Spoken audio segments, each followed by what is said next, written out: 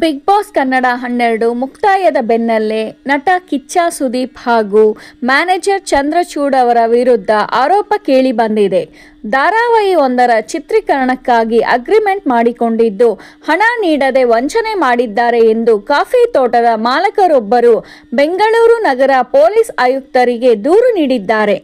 ವಾರಸ್ದಾರ ಧಾರಾವಾಹಿ ಚಿತ್ರೀಕರಣಕ್ಕಾಗಿ ತಮ್ಮ ಮನೆ ಹಾಗೂ ಕಾಫಿ ತೋಟವನ್ನು 2 ವರ್ಷಗಳ ಕಾಲ ಬಳಸಲು ಒಪ್ಪಂದ ಮಾಡಿಕೊಂಡಿದ್ದರು. ಆದರೆ ಕೆಲವೇ ದಿನಗಳಲ್ಲಿ ಚಿತ್ರೀಕರಣ ಸ್ಥಗಿತಗೊಂಡಿದ್ದು, ಈ ವೇಳೆ ತೋಟ ಹಾಗೂ ಮರಗಳಿಗೆ ಹಾನಿಯಾಗಿವೆ ಎಂದು ದೀಪಕ್ ಆರೋಪಿಸಿದ್ದಾರೆ. ಅಗ್ರಿಮೆಂಟ್ ಪ್ರಕಾರ 95 ಲಕ್ಷ ಪರಿಹಾರ ನೀಡಬೇಕಿತ್ತು. ಈ ಹಿಂದೆ 60 ಲಕ್ಷ ನೀಡುವುದಾಗಿ ಭರವಸೆ ನೀಡಿದ್ದರಿಂದ ದೂರನ್ನು ಹಿಂಪಡೆಯಲಾಗಿತ್ತು. ಆದರೆ ಕೇವಲ 10 ಲಕ್ಷ ರೂಪಾಯಿ ಚೆಕ್ ನೀಡಿ ಉಳಿದ ಹಣ ನೀಡಲ್ಲವೆಂದು ಆರೋಪಿಸಿ ಇದೀಗ ನಟ ಕಿಚ್ಚ ಸುದೀಪ್ ಹಾಗೂ ಮ್ಯಾನೇಜರ್ ಚಂದ್ರಚೂಡ್ ವಿರುದ್ಧ ಮತ್ತೆ ದೂರು ಸಲ್ಲಿಸಲಾಗಿದೆ.